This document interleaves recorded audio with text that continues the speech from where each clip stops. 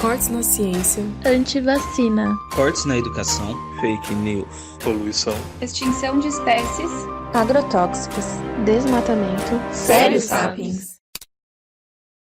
Fala Sapiens, tudo bem com vocês? Bem-vindo a mais um episódio do podcast Sério Sapiens, o seu podcast mensal sobre temas variados do universo das ciências biológicas. Eu sou a Gabriele. Eu sou o Renan. E eu sou a Nádia, bióloga, libriana, com ascendente em miojo. E hoje eu vim aqui das mídias para gravação. A Nádia é a blogueirinha do Sério Sapiens. Queria deixar aqui também meu alô pros capricornianos de plantão, a gente que sofre com os estereótipos de sem coração e de cumpridores de prazos. Pois bem, as previsões apontavam que, com Vênus na casa de Libras, todos teriam um 2020 bem legal. Mas quem diria que a conjunção entre Saturno e Plutão, em Capricórnio e Aquário, pudesse provocar mudanças tão grandes como a maior pandemia dos últimos 100 anos. Na verdade, esteve ali o tempo todo, só a gente que não viu. Se a astrologia diz que sim, significa que é verdade, né? Afinal de contas, astrologia é ciência, não é? Será? Rindo de desespero, né, gente?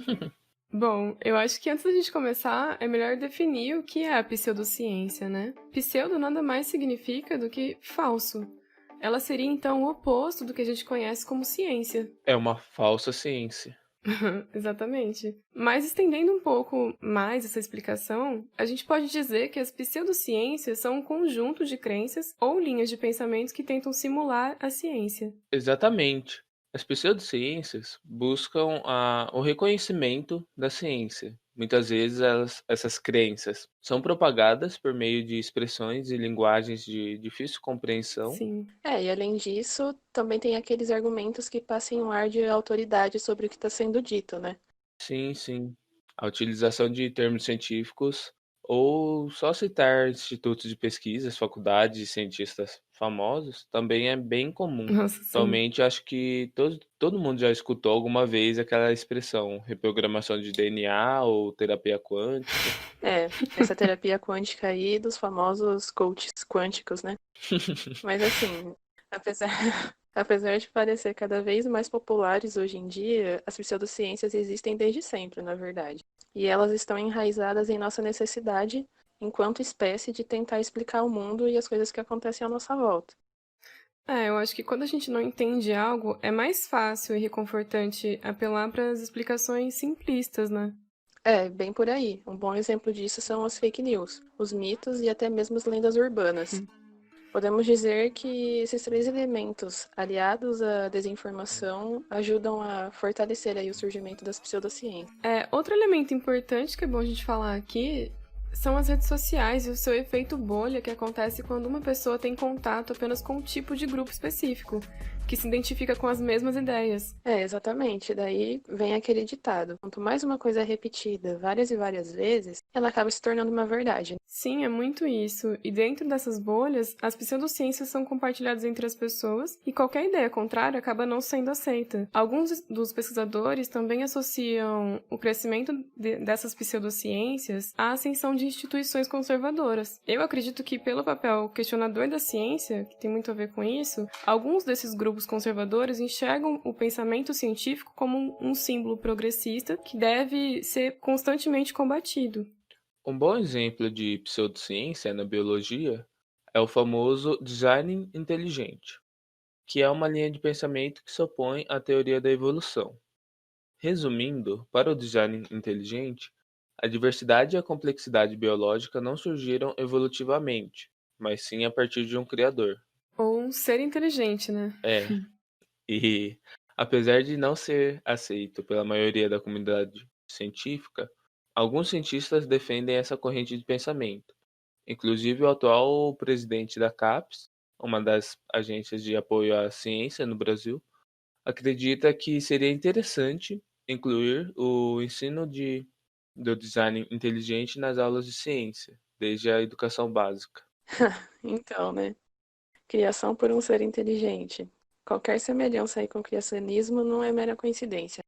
Apesar da roupagem científica, o design inteligente não pode ser considerado ciência. Não, os cientistas devem buscar suas respostas sem a influência de nenhum viés ideológico, político ou religioso. por mais difícil que isso seja. Exatamente. Mesmo que em outros momentos da história questões como religião e espiritismo influenciassem os cientistas, hoje, ciência e religião são assuntos que se dissociaram, né? Principalmente a partir da adoção de um modelo de questionamento e revisão. É o que chamamos de método científico. A menina dos olhos. Bem, acreditamos que já tenha ficado bem claro, ao longo desses poucos episódios, o quanto valorizamos a ciência e o quanto é necessário reforçar cada vez mais a sua importância em todos os aspectos das nossas vidas. É isso mesmo, mas vamos lá. O que torna a ciência diferente de outros processos de construção do conhecimento? E da pseudociência especificamente, hein? Essa é uma pergunta bem interessante. Se a gente for ver, a ciência ela segue o que a gente chama de método científico, famigerado, né? E segundo o professor Severino da USP, quando a gente fala de método científico, faz com que a ciência se diferencie do senso comum e de outras modalidades até de expressão da subjetividade humana, como artes, música e religião. Bom, parando para pensar, a gente começa a ver indícios do método científico logo na infância, quando a gente passa, a partir de observações do dia a dia, entender as relações causais entre os fenômenos. A galera da educação vai lembrar da epistemologia genética de Piaget, que é basicamente entender o mundo através dessas observações, como você falou, Nádia, e essas interações sujeito e meio. E apesar de indícios de que o método científico ele tenha sido feito anteriormente, é importante a gente falar que ele tem a sua origem no pensamento de René Descartes, por volta aí de 1596, 1650. Para quem é biólogo aí da bio, provavelmente vai lembrar aí das aulas de filosofia da biologia, né? Pra mim foi de boa. Amadas, né? Opa! Mas seguindo esse fio de pensamento, a obra O Discurso sobre o Método, de 1637, junto com outras obras de René, elas definem o que conhecemos como cartesianismo, que nada mais é do que o movimento intelectual que enfatiza o uso da razão para o desenvolvimento das ciências naturais. De modo geral, podemos falar que o método científico é composto pelas seguintes etapas. A primeira é a observação dos fatos e fenômenos, como a Gabi falou. A gente observa o mundo à nossa volta, o que está acontecendo, e a partir disso passamos para o segundo passo, que é a problematização dos fatos. Aqui o cientista vai elaborar uma série de perguntas sobre o fenômeno em si. Que estão ligados, né? Daquele como, quando e onde. Então, é nessa etapa aí. Exatamente. Aí, a partir dessas perguntas, acontece a terceira fase, que é a elaboração de hipóteses. A ideia aqui é de que o cientista responda às questões formuladas com base em seu conhecimento prévio. Essa resposta provisória, ela será confirmada ou não pela fase de experimentação, que a gente chama, né? Sim, que é a última fase, né? A gente vai pegar essas hipóteses e vai testá-las para ver se elas se sustentam ou não. Sim. Caso elas não se sustentem, é preciso reformular uma outra hipótese. Caso elas se confirmem, se mantém daquele jeito. Sim. Exatamente. Um adendo importante que a gente não pode esquecer é que a gente vive em um universo de evidências, né? Então, logicamente, as nossas hipóteses têm que estar dentro da estrutura do método científico. Elas devem ser coerentes com o conhecimento já estabelecido dentro de uma área específica. Quando essas hipóteses são testadas e corroboradas, diversas vezes as hipóteses dão origem ao que chamamos de teoria científica. É um ponto importante porque isso gera uma certa confusão em relação às leis científicas que a gente chama. Essas leis, elas descrevem geralmente um fato ou fenômeno sob condições controladas, ou seja, o que a gente quer dizer aqui? Se observa tendências e padrões em um número representativo de observações, então não é só uma ou duas vezes, ela tem que ser bem representativa. Exemplo que a gente pode citar, as leis da termodinâmica. E as teorias em si, elas tentam explicar o porquê os fenômenos acontecem e pode ser considerada uma explicação formal dessas leis. Parece bem simples, né? Só que não. Mas a validação de todo esse processo pela comunidade acadêmica é rigorosa e complexa. E mesmo assim, a ciência não é algo imutável. E uma teoria já bem estabelecida pode ser refutada a qualquer momento ou pode ser até mesmo melhorada por meio de novos estudos. Um outro ponto bem importante da gente tratar do tema de método científico é que Popper, já no século XX, chama de princípio de falsibilidade. E aqui vamos prestar bem atenção porque ele gera bastante dúvida. Esse princípio, ele também é considerado um critério de demarcação do que seria considerado ciência ou não. Para o Popper, as hipóteses deveriam ser falseáveis, deveriam ser testáveis. A ideia básica é que busquemos pela refutação dessas hipóteses ao invés da comprovação das mesmas, para não gerar vieses, fazendo com que selecionemos as melhores hipóteses e não que tentemos salvar aquelas insustentáveis. E isso é muito importante. Sim. Se pararmos para pensar, as pseudociências não são falseáveis, na maioria dos casos, e não têm bases concretas e observáveis sobre elas.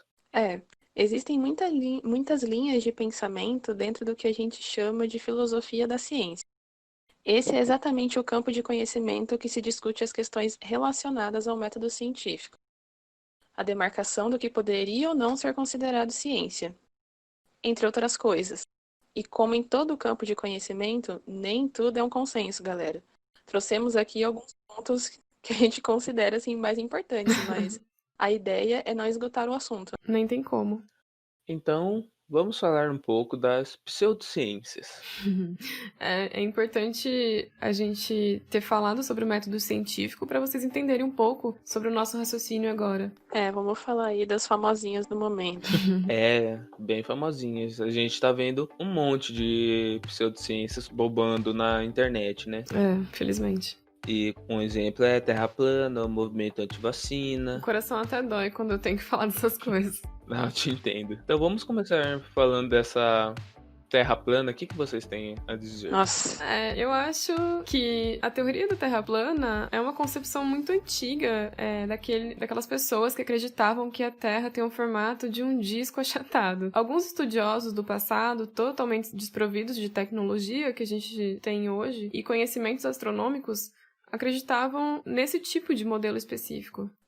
Eu só, sei lá, eu não imaginava que em pleno século XXI a gente ainda estaria tendo que falar disso, né? Ainda tendo gente que defende essa teoria. Sim. Muitos dos que defendem essa concepção da Terra plana, eles se baseiam em argumentos simplistas. Ou meramente observações empíricas do tipo, eu olho pro horizonte e não vejo nenhuma curvatura, então é plano. E se a gente, um adendo, se observar os experimentos que eles fazem, a gente vê que eles não seguem o método que a gente comentou anteriormente, que é de várias repetições. Você percebe que tem vários vieses ali no que eles chamam de experimento. Total. E a gente sabe, né, que hoje em dia já existem várias comprovações de que isso, sei lá, é no mínimo uma doideira. Entre as comprovações a gente tem fotografias de satélites e nessas fotografias e em outros experimentos é possível observar a curvatura da Terra. Se você usa GPS, você acredita. E não só em GPS, fotografias, mas existem inúmeros experimentos científicos e observações astronômicas que comprovam, que apontam para essa direção, que a Terra é redonda. Tivemos vários exemplos que comprovam que essa teoria não faz o menor sentido. Um exemplo é o fuso horário. Várias regiões do mundo estão em horários diferentes por conta da curvatura do planeta. Se a Terra fosse mesmo plana, seria de se imaginar que as pessoas do Brasil e da China veriam o Sol nascer e se pôr ao mesmo tempo. Exatamente. E enquanto as estações do ano, Sapiens, a gente sabe que as diferentes estações do ano só ocorrem por conta da inclinação do eixo da Terra. Que é esférica. Em uma Terra plana, essa inclinação, se a gente for parar para pensar, não existiria. A luz do Sol seria a mesma em todas as estações do ano. Ou seja, meu caro Sapiens, não teria como ter verão, inverno, primavera, outono, nenhuma dessas estações seria possível. Muitos terraplanistas também negam a existência da gravidade. Alguns usam como argumento. O que mantém nossos corpos na superfície é a densidade. Só podemos ficar em pé no chão porque somos mais densos do que o ar. Nossa, olha, quando os terraplanistas negam, né, a existência da gravidade, eles vão contra a própria lei da gravidade. Então, é só parar para pensar um pouquinho. Se a gente sabe que o centro de gravidade de qualquer disco está no centro dele, com isso as pessoas e objetos que vivessem na borda seriam atraídas para o centro desse disco. Isso também mudaria a nossa arquitetura, por exemplo. Se a Terra fosse mesmo plana, quanto mais perto da borda, mais inclinadas as construções precisariam ser para compensar a gravidade do centro do disco. Agora você imagina, tipo, um monte de prédio torto por aí, né? Isso é física básica. E a parte do nosso corpo ser mais denso que o ar não é totalmente mentira, é uma meia-verdade, só que, de novo, é um pensamento simplista, né? E para além da lei da gravidade, várias outras descobertas científicas refutam o conceito de Terra plana, como a medida da circunferência realizada por Eratóstenes em 240 a.C., o experimento realizado por Foucault para demonstrar que a Terra girava em torno de seu próprio eixo, a teoria da gravitação universal proposta por Newton, entre muitas outras, como Galileu e vários outros cientistas que dizem o contrário da Terra plana. Existe uma lista enorme. Sim. Coitado dos físicos, né? E falando ainda dessas pseudociências, com certeza vocês já ouviram falar dos antivacinas, que é um outro assunto polêmico que tem rodeado aí os WhatsApps da vida. E falsas afirmações do tipo, como vacinar o seu filho faz mal, tem mercúrio nas vacinas causam autismo, dentre tantas outras que a gente já recebeu. Sei lá, eu não sei vocês, mas eu acho que no caso da antivacina, a gente tem até um problema um pouquinho mais sério, né? É uma questão de saúde pública. Sim, consciência coletiva. Mas pasmem, tipo, claro que essas informações aí de causa de autismo e mercúrio faz mal e etc., nesse sentido, são totalmente falsas. O mercúrio, ele é realmente utilizado nas vacinas como conservante. Mas, para isso acontecer, para esse tipo de coisa ser utilizado, foram feitos testes, né? Vários testes. Mais uma vez a ciência aí. E não há nenhum indício de que ele cause danos, pois a quantidade utilizada é muito baixa. Além do que, ele é expelido rapidamente do corpo. Esses boatos provavelmente começaram lá por volta dos anos 90, com o médico e, entre aspas, pesquisador Andrew Wakefield, que publicou um estudo o qual alegava que existia um vínculo entre a vacina de MMR, que é a tríplice viral, e o desenvolvimento de comportamentos autistas em algumas crianças. Só que, alguns anos depois disso, a gente descobriu que ele havia forjado os resultados da pesquisa. E aí, em 2010, o Conselho Regional de Medicina do Reino Unido tirou a licença médica dele, qualificando seu comportamento como irresponsável, antiético e totalmente enganoso para a população. Esses boatos são facilmente propagados no modelo de fake news, por aí pelos tios e tias do Zap Zap, né? E outras redes sociais. Infelizmente. Mas é importante ressaltar que elas não passam de informações mentirosas, sem nenhum embasamento científico. É bom checar. Ok. Você ouvinte do Sapiens, talvez você esteja agora com aquela dúvida. Mas como uma vacina age no nosso organismo? Pois bem, algumas vacinas são compostas de uma versão enfraquecida de um vírus ou uma bactéria. E quando injetada em nosso organismo, ela vai ativar o nosso sistema imunológico. Dessa forma, em contato com essa versão enfraquecida desse microorganismo, o corpo começa a produzir anticorpos para eliminá-lo, aprendendo também como combatê-lo futuramente. É o que chamamos de memória imunológica. Exatamente.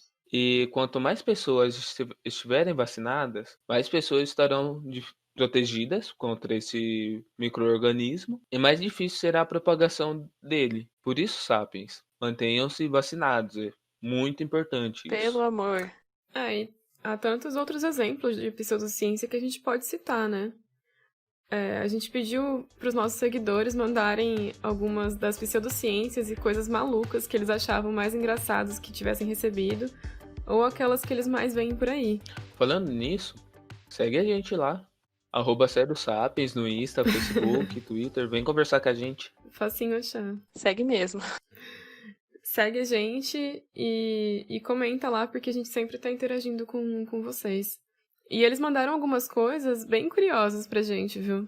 Bota curioso nisso. Entre as que a gente recebeu, tiveram algumas coisas que a gente já discutiu aqui no episódio, como terraplanismo e antivacinas. Já outras, assim, que eu nunca tinha ouvido falar, que é daquela vibe de mitos que as nossas avós contam, né? Se não matar a cobra esmagando a cabeça, por exemplo, ela volta pra picar o seu pé.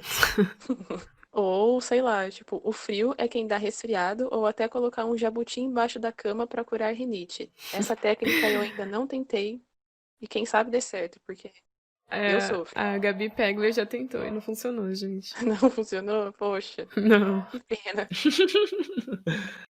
São todos ditos populares, mas que, com uma reflexão mais aprofundada, logo mostra os erros nesses pensamentos. Sim, já outras não são tão simples e, inclusive, já pautaram políticas públicas. Um belo exemplo é o darwinismo social, que motivou ações eugenistas e racistas, bem como movimentos na Alemanha, Itália e em outros lugares na década de 30. E hoje a gente vê muito bem os efeitos disso, né? Daí a importância de se basear em dados científicos que podem ser testados e refutados sempre. Se formos pela vibe aí do achismo, que são ligada às pseudociências, a gente vai ver consequências negativas que pode acabar indo desde um gasto a mais do dinheiro público até algo mais grave que a morte de pessoas, como a gente tem visto. E um outro exemplo desse tema que a gente está falando são os medicamentos e curas milagrosas, né? E aí é sempre bom ficar muito atento. Não dá pra gente acreditar em pílulas que curam todo tipo de câncer. É o caso da fosfetanolamina, por exemplo. Sim, ficou bem famoso nas mídias. Ou até mesmo da cloroquina, que tá mais em alta, né? Um protocolo para determinar doenças sem antes que esses medicamentos tivessem passado por testes rigorosos que comprovassem a sua eficácia de fato. Sim, É importante ressaltar que não há nenhum problema em duvidar ou questionar teorias ou boatos. Com certeza. Esse também é o papel da ciência. com certeza. Entretanto, devemos sempre levar em consideração os conhecimentos e conceitos fundamentais da ciência, acumulados ao longo da história. Não dá para a gente criar um remédio sem nenhuma pesquisa anterior a ele. Não é assim que a ciência funciona. Lembrem sempre de checar, né, gente? Sempre. Só salientando o caso da cloroquina, né? Ele é um medicamento usado para tratar outros tipos de doença. Então, assim, o que tá tendo. A dificuldade tá sendo as pessoas separarem isso, né? O que é eficaz para uma pode não ser eficaz para outra. Precisam de testes para se comprovarem as coisas. Esse é o problema de generalizar algo, né? Porque as coisas, elas têm que ser testadas e elas podem funcionar para casos específicos. Mas a gente não pode querer aplicar esse exemplo para todos. A partir dessa observação, vale lembrar a importância da divulgação científica. A maioria do conhecimento científico acaba apenas circulando dentro da academia, entre os próprios pesquisadores e produtores científicos, sendo quase que inacessível para a população leiga. Essa dificuldade de diálogo entre academia e sociedade tem sua parcela de culpa no cenário em que vivemos hoje. Por isso estamos aqui, né? Exatamente. No qual a maior parte da população tem baixíssimo conhecimento sobre como a ciência atua. Sim, junto isso, a falta de acessibilidade ao mundo científico cria um contexto favorável à ascensão das pseudociências, que a gente falou aqui, e a criação de mitos pela população, porque as pessoas não possuem informação suficiente para questionar o que está chegando até elas e criticar os materiais, esses materiais, e acabam confundindo no que é ciência e o que não é, no que é confiável e o que não é confiável. Acho que principalmente hoje, nesse contexto de pandemia, a gente percebe o quanto a falta de educação científica pode gerar consequências catastróficas para toda a sociedade. Sim, é por isso que a divulgação científica deve vir então para tentar quebrar esse cenário, né? E traduzir a ciência em uma linguagem acessível a todos. Hoje em dia, com a internet, existem cada vez mais opções para viabilizar esse processo. E é o que a gente vem lutando para fazer aqui no Sério Sapien, que é aproximar a ciência e o público leigo, né? Exatamente. Não é um processo fácil, mas é necessário. Estamos aqui na luta e contamos com a sua ajuda. Yeah! Bom, galera, espero que vocês tenham gostado desse episódio. Por hoje é só. Mandem as sugestões de vocês nas nossas redes sociais. Lembrando que a gente tá, desde o segundo episódio, gravando onlinemente, cada um na sua casa, respeitando sempre a quarentena. E lembrem-se, segundo os astros, essa semana é propícia para mudanças no papel profissional e trabalho em casa permitirão uma vida mais confortável. Siga dicas dos sonhos e extraia o melhor de cada dia nessa época de tantas restrições. Fique em casa. Positivismo, né? Menina do horóscopo. horóscopo. É de aquário ele, né? Bom, é isso aí, galera. Até mais, quarenteners. Me esperem aí para um próximo episódio, quem sabe, né? Vamos ver se rola. Rola. E dá mídias pra gravação, né? E só pra frisar, fiquem em casa, por favor. Quem puder, fique em casa. É muito importante. Bom dia a todos que estão nos ouvindo. Boa tarde. Boa noite e boa quarentena. E lava a mão, povo. Lava a mão, gente.